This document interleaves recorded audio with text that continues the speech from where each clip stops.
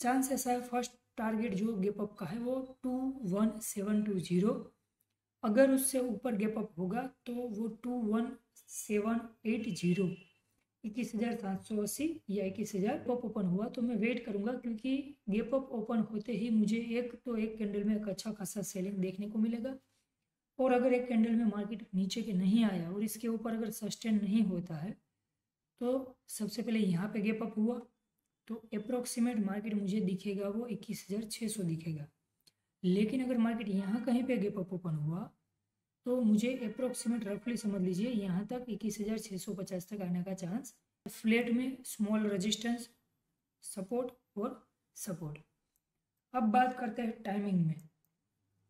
Time मुझे फिलहाल अभी दिख रहा है 9:50 के आसपास हो सकता है एक, और दूसरा जो है वो 12:30, मतलब रफली पकड़ के चलिए 12:20 से 12:30 के बीच में। ठीक है, एक 9:50, एक 12:20 से 12:30 के बीच में एक। निफ्टी का एनालिसिस देख लेते हैं, इस पर व्यू किया हुआ है। बाय मिस्टेक मैंने कल निफ्टी फ्यूचर के चार्ट की जगह पे निफ्टी स्पॉट के चार्ट पे मैंने सपोर्ट रेजिस्टेंस प्रोवाइड कर दिए थे, वो मेरा गलती था। तो अभी सबसे पहले देख लेते हैं किस तरह से मार्केट ने मोमेंटम दिया है। गैप अप के बारे में बोला था कि मैं श्योर नहीं हूँ, लेकिन हो सकता है गैप अप हो सकता है कल, पॉसिबिलिटी ऐसा है। एज पर व्यू 20% श्योर था, तो मार्केट में गैप अप हुआ। अच्छा चलो ठीक है, यहाँ से लेके यहाँ तक पूरा जो जोन है वो जोन मुझे रेजिस्टेंस जोन दिख रहा है, मार्केट में वहाँ से सेलिंग आ सकता है। गैप अप कहाँ तक हो सकता है उसका भी बारे में बताया था, 720 या तो फिर 750-60 के आसपास। तो 720 के आसपास, 715 के आसपास गैप अप हुआ। एग्जिट वहीं पे मार्केट ने एक अच्छा खासा सेलिंग दिया है, मतलब आप समझ लीजिए 80-90 पॉइंट का मोमेंटम वहाँ से मिला है। उसके बाद मार्केट पूरा दिन नो ट्रेड जोन में, मतलब यहाँ पे जब तक मार्केट ऊपर नहीं सस्टेन हो जाता है तब तक पॉसिबल नहीं था मार्केट आगे जा पाएगा। तो एग्जैक्टली मार्केट ने पूरा दिन नो ट्रेड में जोन किया है। जिस तरह से मैंने बताया था कि मार्केट में ये एक्सपायरी के ऑप्शन सेलर ये ट्राई करेंगे कि बायर और सेलर दोनों की जो होल्डिंग है उनको जीरो करने का ट्राई करेंगे, ये एक्सपायरी ऑप्शन सेलर की है, तो उसी मुताबिक मार्केट में काम हुआ है। और जो भी टाइम प्रोवाइड किया था आपको मैंने, जितना भी टाइम प्रोवाइड किया है, 9:50 वाला हो ट्रेंड रिवर्सल का, पॉजिटिव मूवमेंट का हो 10:50 के बाद वाला, आप देख लीजिए उसमें भी अच्छा खासा मूवमेंट था 11:30 बजे तक। और जहाँ पे ट्रेंड रिवर्सल 12:30 के आसपास कुछ बोला था, ठीक है, 12:20 12:25 के बाद तो, लेकिन वहाँ पे हाँ ट्रेंड रिवर्सल हुआ, लेकिन नॉमिनल हुआ है, ना तो अप की तरफ ना तो डाउन की तरफ। 10:30 के बाद 2 बजे तक मार्केट बुलिश रहने का ट्राई करेगा, मतलब ऑन एंड जब डाउन आएगा लेकिन अप की मूवमेंट बार बार दे देगा। तो as per view technical, as per view astro, तो ये जोन से ये जोन बड़ा है, ओबियस 300-350 पॉइंट का है। स्कैल्पिंग करते हो यहाँ से अपसाइड कोई दिक्कत नहीं है, लॉन्ग विजन में बैठना है तो थोड़ा सा केयरफुल होकर बैठना है। यहाँ से लेके यहाँ तक कभी भी मार्केट में सेलिंग क्रिएट हो सकता है। यहीं से मार्केट आ गया अगर डाउन तो यहाँ पे आ जाएगा। अगर गैप अप ओपन यहाँ कहीं पे हुआ या यहाँ कहीं पे हुआ तब मार्केट यहाँ कहीं पे हमें देखने को, मतलब 48,300 को देखने को मिलेगा। अगर मार्केट यहाँ कहीं आपको दिख रहा है तो यहाँ पे मुझे मिल सकता है। अब बात के आसपास में ट्रेंड रिवर्स हो सकता है। दूसरा है 12:20 या 12:30 के बीच में एक ट्रेंड रिवर्सल मिलेगा आपको, 12:20 से 12:30, ठीक है, 12:20 से 12:30। मोमेंटम मुझे मार्केट में एक अच्छा मूवमेंट, मतलब पॉजिटिव मूवमेंट जो दिख रहा है फिलहाल वो दिख रहा है, रफली समझ के चलिए 10:45 से 11:30 या 40 तक, मतलब 11:15 से 11:30 के आसपास में मुझे पॉजिटिव मूवमेंट मार्केट में दिख रहा है। ठीक है, 10:40 से 11:30 या 10:45 से 11:30 जो भी हो, 11:15 से 11:30 के बीच में पॉजिटिव मूवमेंट एक अच्छा खासा दिख सकता है। उसके बाद है, मतलब समझ लीजिए 11:15 से 2 बजे तक मुझे मार्केट में positive movement step by step correction के साथ दिख रहा है। ठीक, सो टाइम को आप ध्यान में रखिएगा।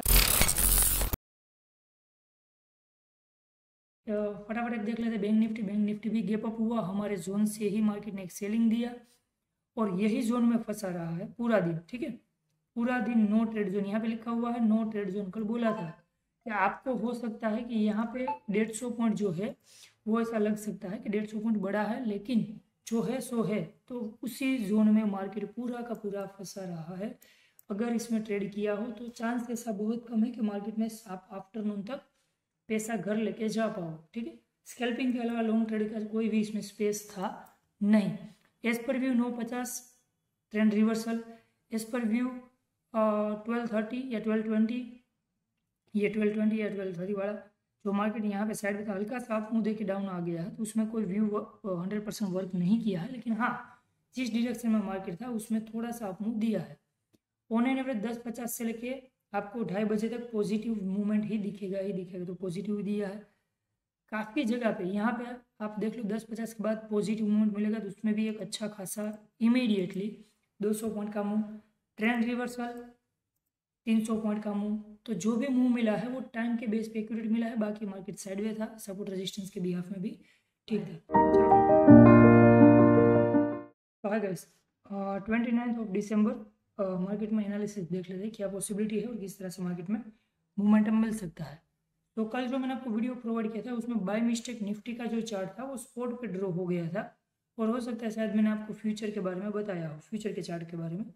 तो कल एक वो मिस्टेक हुआ था, अभी फ्यूचर का ही चार्ट है। तो कभी भी आप सपोर्ट रेजिस्टेंस अगर वीडियो में देख के ड्रॉ कर रहे हो तो एक बार आपको क्रॉस वेरीफाई यहाँ पे कर लेना होगा।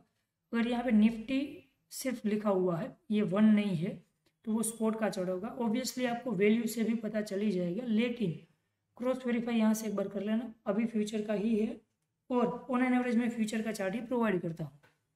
तो सबसे पहले अभी जो हमारा बात हुआ था 21,555 के ऊपर अगर मार्केट निकल गया तब मार्केट 21,800 जाएगा। तो मार्केट ने 21,790 नियर अबाउट 800 के मार्केट ने टच कर दिया है। तो आई थिंक हमारा टारगेट बहुत ही नज़दीक है, या तो हमारा टारगेट 90% तो अचीव्ड हो चुका है।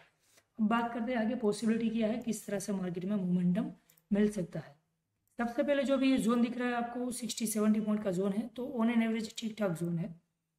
आज जिस तरह से मार्केट साइडवे हुआ है, अगर कल मार्केट वैसे ही चला तो थोड़ा सा दिक्कत हो सकता है, लेकिन कल साइडवे होने का चांस थोड़ा सा फिलहाल कम दिख रहा है, क्योंकि अगर मार्केट ने एक बार कोई एक जोन को टच किया तो उसके बाद हो सकता है मार्केट में एक अच्छा खासा सेलिंग हमें देखने को मिल सकता है।